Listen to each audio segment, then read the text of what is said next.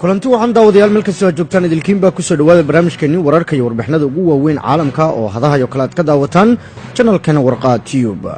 waa maalinimo isniina taariikhduna ay ku beegan tahay 3 bisha Diseembar sanada 2018. qodobada dunida ugu waaweyn ee aad barnaamijkeena ku daawan doontaan waxa ka mid noqon doona kambani Israa'iil laga leeyahay oo ka shaqeeya arrimaha sirdoonka oo laga gudbiyay dacwad ah in uu Sacuudiga ku gacan siiyay qarijintii wariye Jamaal Khashoggi. fariimo qaas oo ahaa wariye Jamaal Khashoggi oo xagga WhatsApp-ka ah oo noqon kara baa leeyahay cadeymo cusub oo kiiska dilka wariyahaasi loo isticmaali karo. waxaan sidoo kale barnaamijka ku soo qaadi doonaa Qatar oo isaga baxaysa ururka OPEC. maxay tahay sababta keentay in xilligan ay Qatar ka baxdo ururka xagga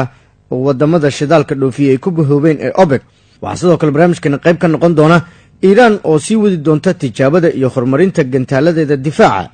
Turki iyo Iiraan oo sameynaya ciidamo wada jira si ay u caawiyaan dunida Islaamka. Mareykanka oo ay miiska u saaran tahay tallaabo military oo laga qaado Jamhuuriyadda Islaamiga ee Iiraan.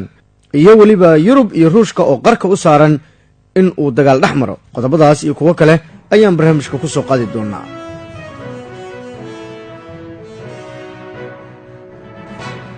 aynu ku bilaabno barnaamijkeena kambani Israa'iil laga leeyahay oo ka shaqeeya sirdoonka ayaa laga gudbiyay dacwad ah inuu Sacuudiga ku gacan siiyay dilkii wariye Jamaal Khashoggi. saxafiga mucaaradka ah ee reer Sacuudi ee isna ku sugan wadanka lagu magacaabo Canada oo la yiraahdo Umar Abdul Aziz ayaa la wadaagay telefishinka caalamiga ah ee CNN macluumaad iyo akhbaar kala duwan oo ku saabsan dilkii wariye Jamaal Khashoggi. waxaana uu sheegay wariyahan lagu magacaabo Umar Abdul Aziz inuu u gudbiyay maxkamadaha sare ee wadankaasi Israa'iil dacwad ka dhan ah kambaniga la yiraahdo NSO oo ah kambani ka shaqeeya xagga sirdoonka oo ay laysin siisay dawladda Israa'iil. arrintan ayaa waxa ay ku noqonaysaa fadeexad weyn kambanigan, waxaana dawladda Israa'iil oo sidoo kale siisay laysinka ay ku shaqeeyaan oo ay wadamada dibadda ku siiyaan sirdoonka ay ayaduna ku noqonaysaa wajagaab kale oo aan la soo koobi karin. dilka wariye Jamaal Khashoggi oo ka dhacay qunsuliyadda Sacuudi Carabiya ay ku leeyihiin magaalada Istanbul ee dalka Turkiga ayaa waxaa la sheegay in kambanigan Israa'iil laga leeyahay xagga sirdoon ka shaqeeya uu ku caawiyay kooxdii dilkan fulinaysay iyo waliba boqortooyada Sacuudi Carabiya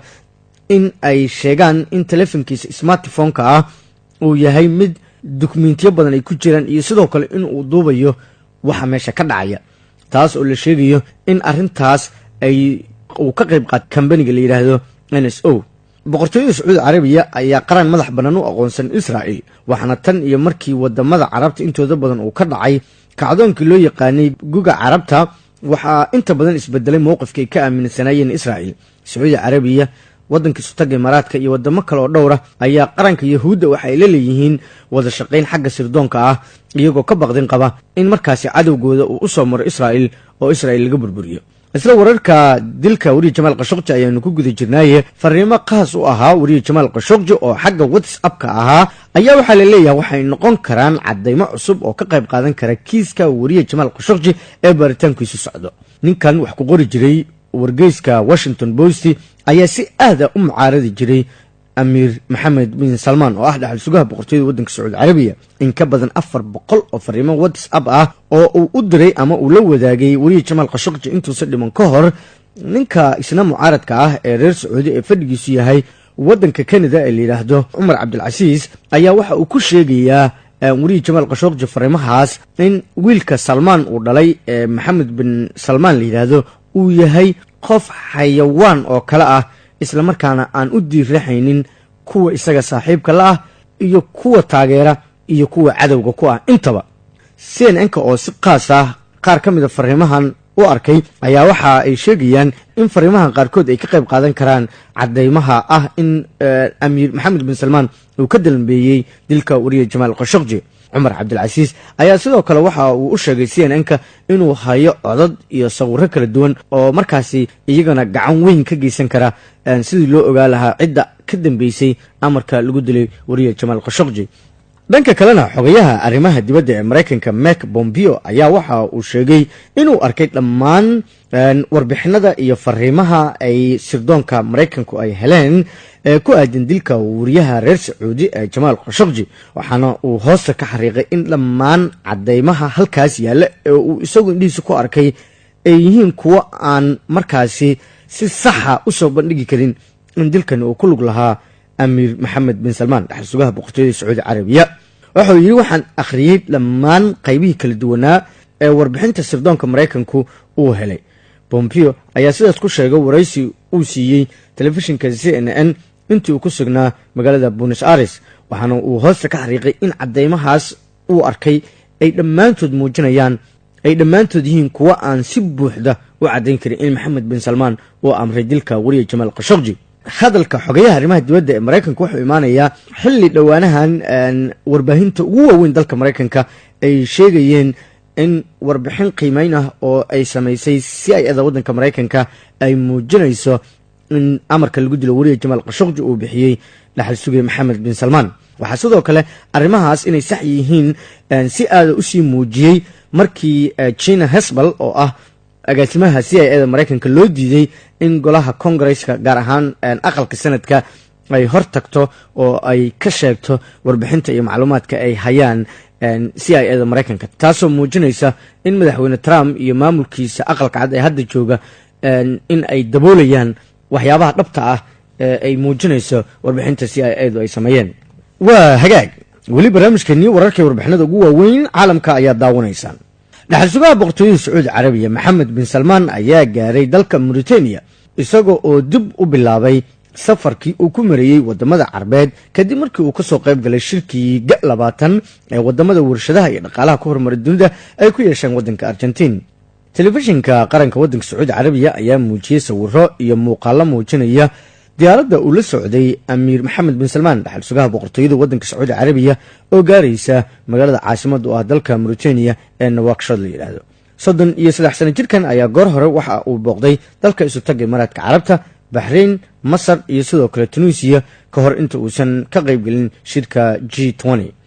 maxamed bin salmaan kuma ekaan wadanka Mauritania waqti yar kadib ayuu ka soo duulay waxaana ay diyaaradiisu gaartay caasimadda wadanka Algeria ee Algiers halkaas oo uu markaa kula kulmay madaxda wadankaasi dhaxal sugaha boqortooyada sacuudi carabiya ayaa kulan la leh madaxweynaha wadanka Algeria waxaana uu kala hadlayaa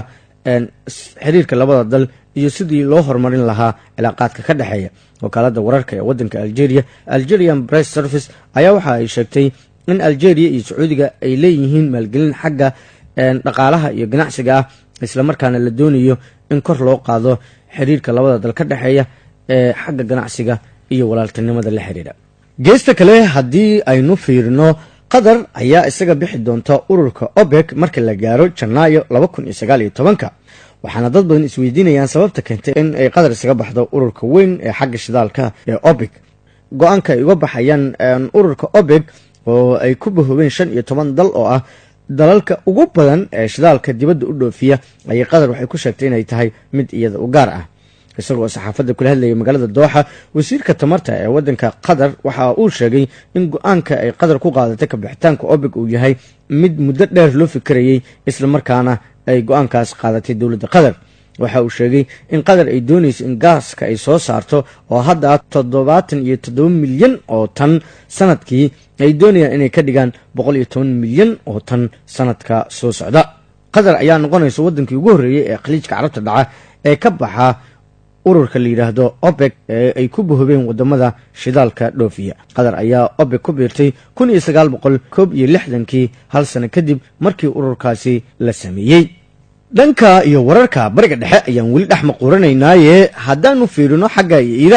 Iiraan ayaa sheegtay inay sii wadi doonto tijaabada iyo horumarinta ay ku hayso gantaaladeeda difaaca afhayeen sare oo ka tirsan ciidamada wadankaasi Iiraan ayaa waxa uu u sheegay warbaahinta wadankaasi in Iiraan ay sii wadi doonto tijaabada iyo horumarinta gantaalada difaaca waxaana uu sheegay taas inay tahay siyaasad wadankaas u qaasa oo aan meelna uga dhacaynin qawaaniinta caalamiga ah yaal Mareykanka ayaa dhowaan waxa uu sheegay in Iiraan ay tijaabisay gantaalo ridadoodu dheer yihiin kuwaas oo ka baxsan shuruucda iyo qawaaniinta qaramada midoobay u yaala laakiin afhayeenkan sare ee ka tirsan ciidamada difaaca ee wadanka Iiraan ayaa waxa uu sheegayaa in Iiraan ay xaq u leedahay in ay samaysato gantaalo difaaca kuwaas oo uu ku tilmaamay inaysan waxba u dhimaynin qawaaniinta caalamiga ah. iiraan ayaa weli sii wada horumarinta barnaamijyadeeda gantaalaha iyadoo oo uu maraykanku ka baxay heshiiskii horaan ay saxiixdeen labada dal. dhinaca kalena turkiga iyo iiraan ayaa samaynaya ciidamo wadajir ah oo ay sheegeen inay caawinayaan dunida islaamka. turkiga iyo iiraan ayaa looga baahan yahay baa laleeyahay inay si wadajira u sameeyaan ciidamo xallin kara dhibaatooyinka ka jira wadamada islaamka marka ay timaado gobolka iyo sidoo kale meelo ka baxbaxsan. arrintan waxaa sheegay ali ebas oo ah agaasimo sare oo ka tirsan wasaaradda diinta iyo awqaafta ee waddankaasi turkiga, kaasi oo shir heerkiisu sareeyay oo xagga horumarinta cilmiga islaamka looga hadlayay uga qayb galay magaalada tehraan ee caasimadda waddanka iiraan. turkiga iyo iiraan wuxuu yidhi waxay u baahan yihiin inay ka shaqeeyaan sidii ummadaha islaamka loo badbaadin lahaa loogana bixin lahaa dhibaatooyinka ay ku jiraan. iiraan iyo turki ayaa baryahan waxaa ka muuqanaya isu soo dhawaasho, laakiin isu soo dhawaashahoodu waxay kasii caraysiinaysaa boqortooyada sacuudi carabiya oo isu aragta iyadu inay tahay midda keliya ee islaamka horboodi karta. isla wararka bariga dhexe ayaan ku guda jirnaaye maraykanka ayay miiska u saaran tahay tallaabo milatari oo laga qaado jamhuuriyadda islaamiga ah ee tehraan. maraykanka ayaa sheegay inuusan ka labalabayn doonin adeegsiga tallaabo milatari oo ka dhan ah iiraan, sida uu sheegay sarkaal sare oo ka tirsan waaxda arrimaha dibadda ee maraykanka toddobaadkan. wakiilka u qaabilsan wasaaradda arrimaha dibadda la socodka xaaladaha iiraan oo lagu magacaabo Brian Hook ayaa waxa uu si kooban saxaafadda ugula hadlay saldhigga milatariga ee ciidamada waddanka maraykanka ku leeyihiin magaalada Washington, waxaana uu sheegay in iiraan ay weli sii wado horumarinta barnaamijyadeeda gantaalada, taas oo uu sheegay inay tahay mid ka hor imaanaysa qawaaniinta iyo heshiisyada caalamiga ah. waxa uu sheegay in maraykanku uu door bidayo in xal diblomaasiyadeed wax lagu dhammeeyo, laakiin buu yidhi aan la huri doonin tallaabo milatari haddii ay iiraan sii wado bacriminta iyo horumarinta ay ku hayso barnaamijyadeeda xagga quwadda iyo tamarta nukleerka. geesta kalena ruushiya ayaa ballaarinaysa shabakadaheeda xagga difaaca cirka ah, waxaana ay hadda ka samaysatay baa laleeyahay sida uu sheegayo machad arrimaha ciidanka tuqso oo fadhigiisu yahay maraykanka. ruushiya ayaa lagu soo warramaya inay dhammaystirtay saldhig weyn oo ay Syria ka samaysanayso, kaas oo lagu rakibayo shabakad xagga difaaca cirka ah, waxaana ay ilaalinaysaa raashka danaheeda mandiqada bariga dhexe. saldhigaas wuxuu ku yaala leeyahay bariga badda Mediterranean-ka, gaar ahaan qaybta uu leeyahay waddanka Suuriya. macadka fadhigiisu yahay Washington la yiraahdo Institute for the Study of War oo loo soo gaabiyo ISW ayaa waxa uu sheegay warbixin uu soo saaray in ruushka uu bilaabay taabaglinta saldhigan 2015 taas oo saldhigaas oo qabanaya buu yiri howlo muhiim oo ugu horeysa difaaca cirka iyo inuu difaaco weerar kasta oo cirka uga yimaada ciidamada wadankaasi raashka fadhigoodu yahay saldhiga weyn la yiraahdo Himaman Air Base oo ku yaala wadankaasi Syria. tan iyo markii ay saldhigaas bilaabeen ruushku waxa ay sidoo kale dardargeliyeen horumarinta gantaalaha loo yaqaan S300 iyo S400 kuwaas oo ah gantaalo difaac oo aad u tayo sareeya. isla bariga dhexe ayaan weli dhex muquranaynaa hogaamiyaha mucaaradka ee wadanka Israel ayaa ku baaqay in ra'iisul wasaaraha Israel Benjamin Netanyahu uu isaga tago xilka ka gadaal markii booliiska wadankaas Israel ay dalbadeen in la siiyo fasax ogolaanaya baaritaan lagu sameeyo xaaska iyo ra'iisul wasaaraha wadankaas kuwaas oo lagu eedeynayo musuqmaasuq iyo fadeexado kale oo aad u ballaaran. Tisiib Lifni oo ah hogaamiyaha mucaaradka ee xisbiga la yiraahdo Knesset ayaa waxa ay hadalkan ku soo qortay barta ay ku leedahay Twitter-ka axadii shalay tahay, waxaana ay tiri Netanyahu waa in uu gurigiisa aadaa oo uu isaga tagaa shaqada xafiiska ra'iisul wasaaraha si loo badbaadiyo qaranka. haddii uu diido waxa ay taasi ka hortagi doontaa in dhammaan sharcigii iyo kala dambeyntii uu burburo. shacabka reer Israel intooda badan ayaa waxa ay doonayaan in la sameeyo doorasho hoggaanka wadankaas dib loogu dooranayo. waa hagaag daawadayaal, qaybihii dambe ee barnaamijkeena wararka iyo warbixinada ugu waaweyn caalamka ayaan isla soo gaarnay. markana qaaradda Yurub iyo Ruushka ayaa qarka u saaran in uu dagaal culus u dhaxmaro. madaxweynaha wadanka Ukraine ninka la yiraahdo Petro Poroshenko ayaa bartiisa Twitter-ka ku soo qoray qayladaan uu u diriyay wadamada dunida isagoo sheegay in Ruushku uu duulaan qaawan oo aan gambasho lahayn uu ku soo qaaday ciidda wadanka Ukraine. waxaana uu sheegay in 80,000 oo ciidamo ah iyo 900 oo taangiye ah oo Ruushku leeyahay ay soo galeen dhulka lagu muransan yahay ee gobolka Crimea. madaxweynaha waddanka Ukraine waxa uu Twitterka sidoo kale ku soo qoray in Ruushku uu wado daandaansi aan gabaad lahayn oo uu ku sameynayo waddanka Ukraine. waxa ay arrinba socotaa markii Ruushku uu weerar ku qaaday 3 markab oo lagu leeyahay waddanka Ukraine oo marayay badda loo yaqaano badda Azov oo ah bad yar oo xiriirisa badda madow iyo wadamada bariga Yurub dhaca. waxa uu sidoo kale madaxweynaha waddankaasi Ukraine uu sheegay in ay qayb ka ahaayeen gawaarida iyo ciidamada dagaalka ay soo gaaray halkaas 2300 oo ah gawaarida gaashaaman oo uu leeyahay waddankaasi lagu magacaabo Ruushka. wuxuu sidoo kale intaa ku daray in 1400 oo madaafiicda waaweyn ee loo yaqaan artilleriga iyo sidoo kale 500 oo diyaaradaha dagaalka ah iyo 300 oo helicopter oo Ruushka u soo kiciyay gobolka Crimea. dhanka kalena madaxweynaha waddanka Ruushka Vladimir Putin ayaa daboolka ka qaaday waxyaabihii ay ku wada hadleen isaga iyo dhigiisa Trump intii uu socday shirkii G20 ee ka dhacay waddanka Argentina. Vladimir Putin ayaa daboolka ka qaaday wadahadalkii dhexmaray isaga iyo Donald Trump intii ay socotay casho markaasi xagga dhaqanka ahayd oo waddankaasi Argentina lagu qabtay markii uu soo dhamaaday shirkii G20 ee ka dhacayay magaalada Buenos Aires ee waddankaasi Argentina. waxa uu sheegay madaxweynaha waddanka Ruushka Vladimir Putin in madaxweyne Trump uu su'aalo ka weydiiyay xaaladda kacsan ee ka taagan gacanka Crimea Ruushka iyo Ukraine u dhaxaysa. waxaana uu sheegay madaxweynaha waddanka Ruushka inuu u sharaxay sida ay wax u dhaceen Mr. Trump. wuxuu sidoo kale hoosta ka xariiqay in madaxweyne Trump uu mowqifkiisa weli haysto isaguna uu mowqifkiisa haysto taasna aysan waxba ka bedelin wadahadalkii labadooda dhexmaray. barnaamijkeennii wararka iyo warbixinada ugu waaweyn caalamka ayaan intaas kusoo gabagabaynayaa tan iyo kulanteena dambe barnaamijka lamid ah nabadgelyo.